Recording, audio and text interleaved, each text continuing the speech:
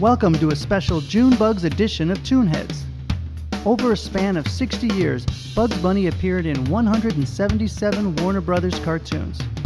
Hey, what's up, Doc? What's cooking? What's up, Doc? What's up, Doc? Oh, you're looking for Bugs Bunny bunting. Duck is gonna hunting just to get a rabbit skin, but now the rabbit's gonna get. What's up, Doc? What's cooking?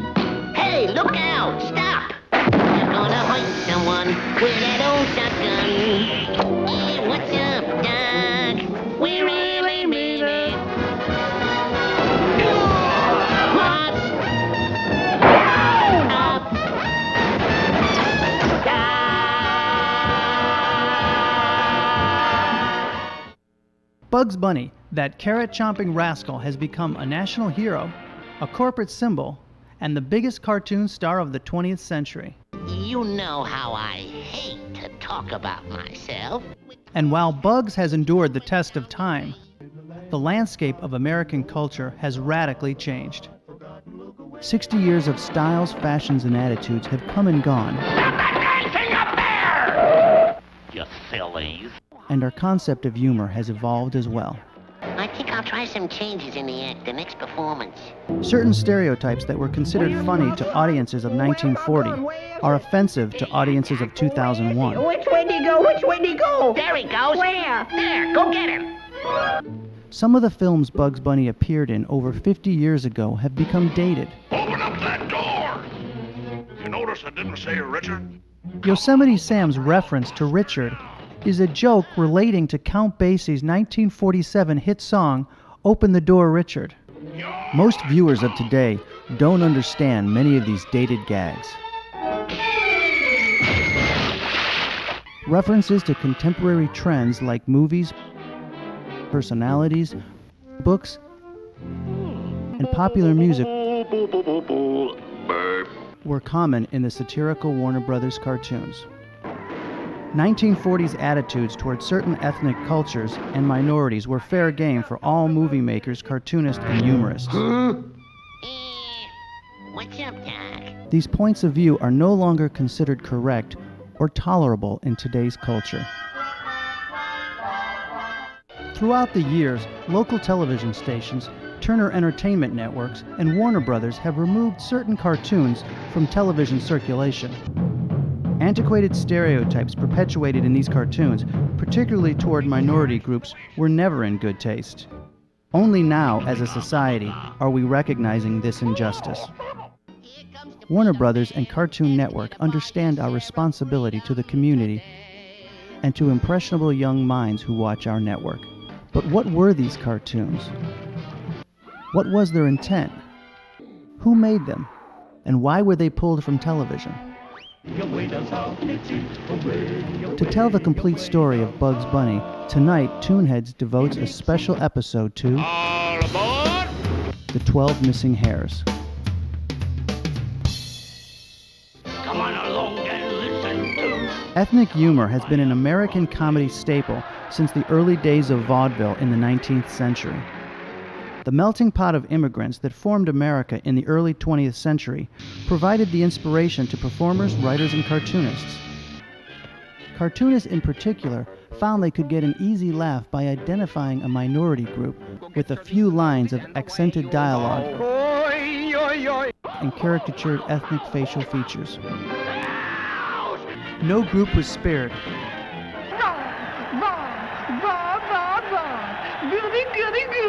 Not celebrities, Now, how about a little kiss, baby? politicians, or even the movie-going public. All ethnic groups were caricatured. Oh, McCrary, poaching on my property. Ah, little rabbit. Please hold the balloons until I tie the shoelace. All right, Rabbit, where's Rocky? Where's he hiding? When Tex Avery directed the cartoon A Wild Hare in 1940, he unknowingly created the most beloved cartoon character in the history of animation. What's up, Doc? Bugs is still the wise guy we all remember, but America has changed dramatically from the time of the rabbit's creation. Say, you know, I knew I should have made a left turn at Albuquerque. Bugs Bunny was born in the summer of 1940, a time when America was still formally segregated, a time before Jackie Robinson broke the color barrier in baseball, before President Truman desegregated the military, before the federal government integrated the nation's public schools.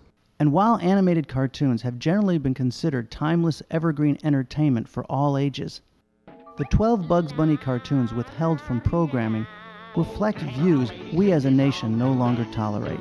Flying to run all night, flying to run all day. I'll bet my money on a bobtail night. Somebody there on the bay. The black stereotype in early Hollywood feature films was consistently negative. And his pocket's high from the ground. Old high pocket. While it was commonplace to see black actors in feature films, their roles were usually limited to loyal domestic help, primitive jungle natives, or slow-witted field hands. I was the foreman. I was the one says when it's quitting time at terror. Quitting time! The idea of replacing Elmer Fudd with this sort of character was tried, only once, by Tex Avery in the 1941 cartoon, All This and Rabbit Stew. Oh, well. Avery didn't hold back in presenting the complete insulting stereotyped image, including a lazy shuffle, a raspy voice, Well, shut my mouth. Rabbit tracks. and an addiction to gambling. Shoot 4 bits, Doc. To the animators and audiences at the time, this offending image was seen as just another foil for Bugs Bunny's sharp, humorous attacks. In fact, a few years later, when Elmer Fudd was established as Bugs Bunny's main foe, Bob Clampett reused this chase scene, substituting Fudd in place of the previous hunter.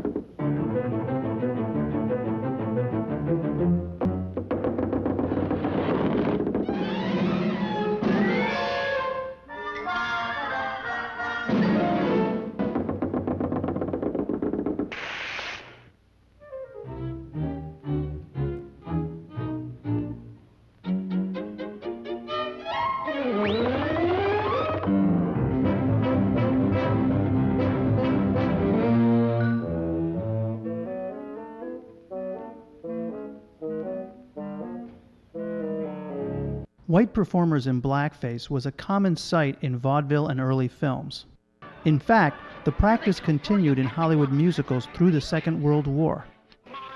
Al Jolson, who made a career singing Mammy in blackface, established Warner Brothers as a major Hollywood studio in 1927 with his smash hit film, The Jazz Singer. The animators at Warner Brothers often poked fun at Jolson, just as they did most Hollywood stars.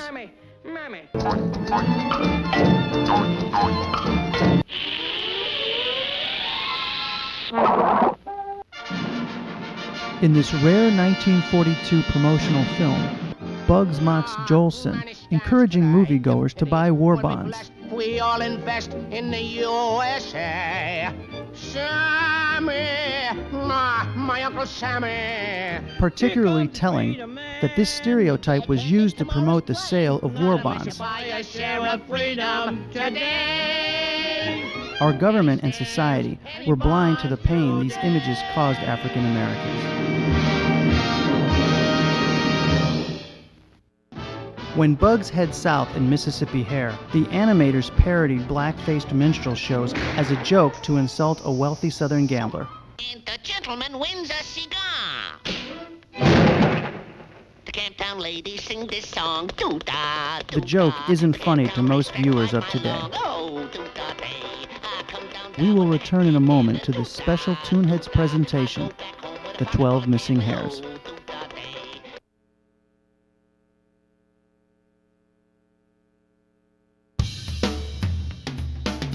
Welcome back to ToonHead's special presentation, The 12 Missing Hares. Through the 1960s, cowboy movies and Western TV series were a tradition of American storytelling. The tales of heroic cowboys and their conflicts with Native American Indians were standard attractions at the movie matinees each week. Lampooning this genre was very popular among most animators, Particularly insulting was Hollywood's portrayal of Indians as savages and illiterates, unable to grasp the English language. Me thank you heap much. Occasionally, animators would use a Native American backdrop and create characters taking their cue from established Hollywood stereotypes. Uh-oh, the natives are in an ugly mood. Bugs Bunny first encountered an American native in Hiawatha's Rabbit Hunt. The rabbit! A takeoff of Henry Wadsworth Longfellow's famous 19th century poem and a Disney cartoon adaptation. Darn that little old rabbit. I'm gonna fix him, all right. I'm gonna fix him, all right. Darn little old rabbit. Hey, what are you gonna do with that rope, Chief? I'm gonna take this rope and I'm gonna tie you up. Yeah? Yeah, that's just what I'm gonna do. Gonna tie me up, huh?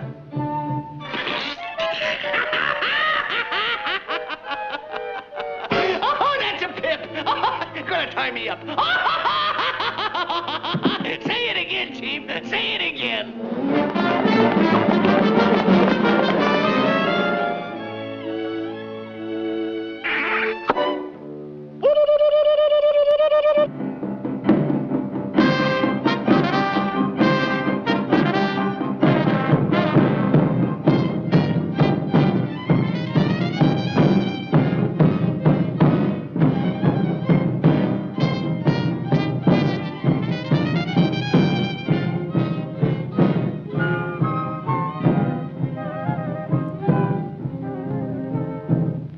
In fact, this spoof earned Bugs an Academy Award nomination in 1941. It's in the bag. I'm a cinch to win. Really, I am. The Oscar nomination was parodied in Bob Clampett's 1944 What's Cookin' doc, as Bugs attends the Academy Awards ceremony and shows the clip from the Hiawatha film. Some of my best scenes. Okay, Smokey, roll 'em. In the 1948 cartoon, A Feather in His Hair, Chuck Jones created an unusually nasal Last of the Mohicans character with the voice supplied by storyman Ted Pierce. Me try catch him rabbit. Me no catch him rabbit. Me catch him me. While this character might have been funnier or at least more acceptable if cast as a cowboy, it seems cruel when applied to Native American culture. Of all the cartoon stars Friz Freleng created, no character is more misguided than Yosemite Sam. Okay, boys. Here's a chance we've been awaiting for to capture the fort. In Horsehair, he was the leader of a group of savage Indians. Watch where you're shooting them arrows, you Injun. This cartoon is particularly insulting and perpetuates the outmoded stereotypes of the past. 1 little, 2 little, 3 little Injuns. 4 little, 5 little, 6 little Injuns. Uh-oh, sorry, that one was a half-breed. 7 little, 8 little, 9 little Injuns. 10 little Injun boys. During World War II, Bugs Bunny was at the height of his initial popularity. His brash attitude What's up, Doc? was an inspiration to war-weary soldiers and their home front families. Hey, watch your blood pressure, Chubby. You're liable to bust a mainspring.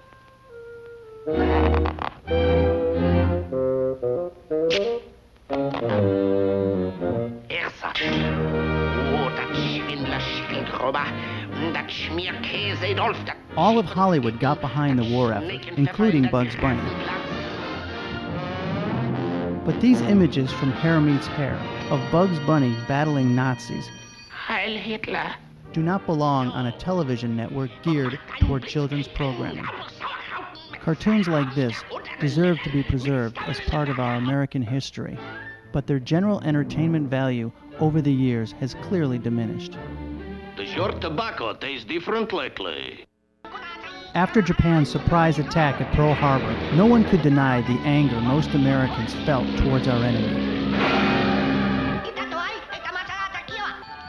During this era, animators had a field day insulting the Japanese military. Here's yours, Bowlegs. Here, one for you, Monkey Face. Don't shove, there's plenty for all. Here you are, Slant Eyes. Everybody gets one. Ice cream.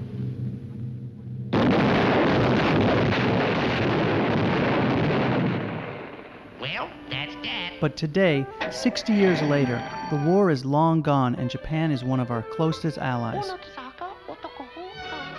The wartime cartoon Bugs Bunny Nips the Nips is highly offensive and clearly unsuitable to air on Cartoon Network.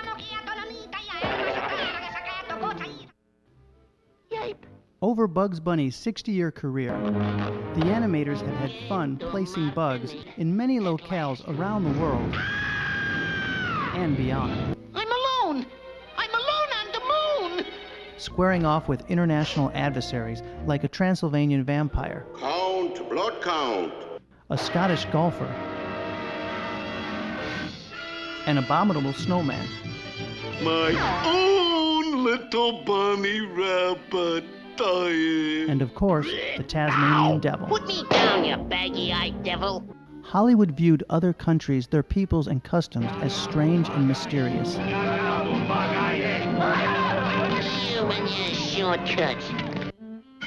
It was thought that characters from these exotic locations could make for colorful, unusual new adversaries. Although some of these new characters were a hit, Special delivery from Mars. Oh, goody. Another uranium Peel 36 explosive space modulator. not all of the attempts were successful. Hey, what's the idea? Give me that There. And don't let me hear about you playing with matches either.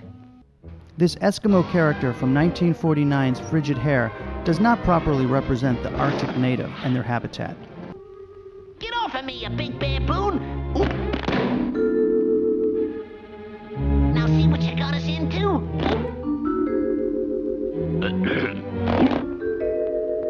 Stop breathing so hard.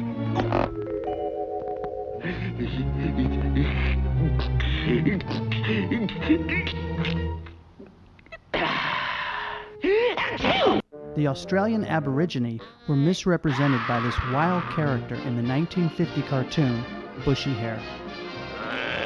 Now look, Nature Boy, don't give me no trouble.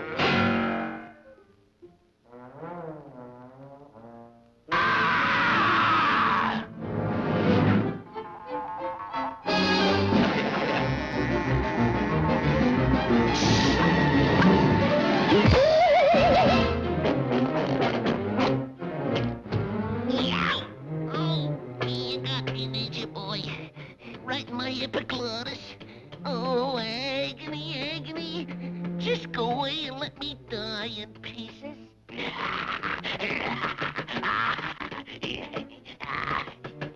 Why, you.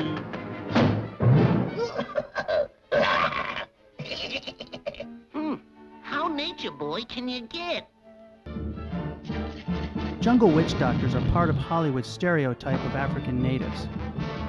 In Which is Which, Bugs disguises himself as a native villager, perpetuating another negative stereotype of the African people.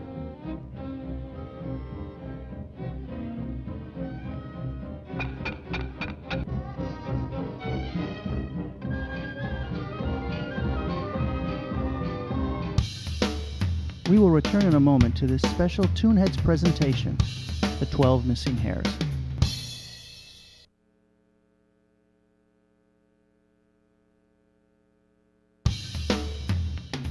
Welcome back to ToonHead's special presentation, The 12 Missing Hares. At Cartoon Network, we understand that our programming appeals to animation fans of all ages. Bricka-bracka, firecrackers, this boom ba! Bugs Bunny, rah, rah, rah! Bricka-bracka, firecrackers, this boom ba! Bugs Bunny, rah, rah, rah! Bricka-bracka, firecrackers, this boom ba! Bugs Bunny, rah, rah,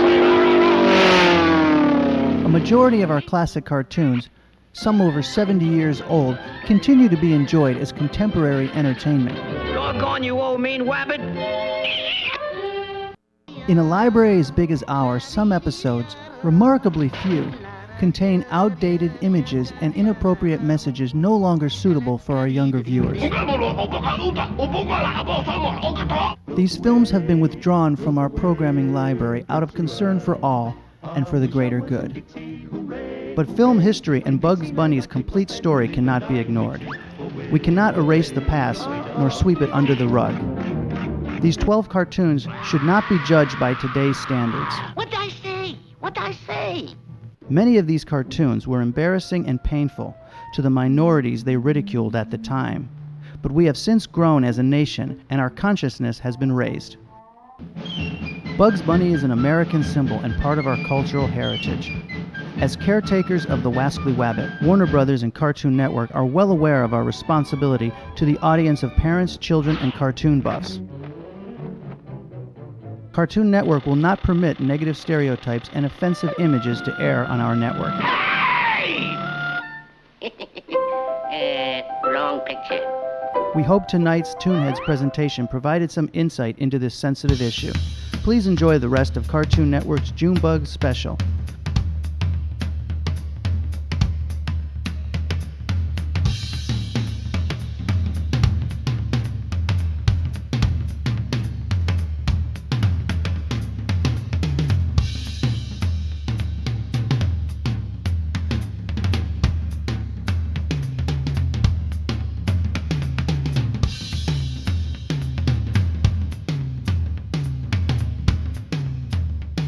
For more information about classic cartoons, catch ToonHeads every Sunday night at 10 p.m., only on Cartoon Network.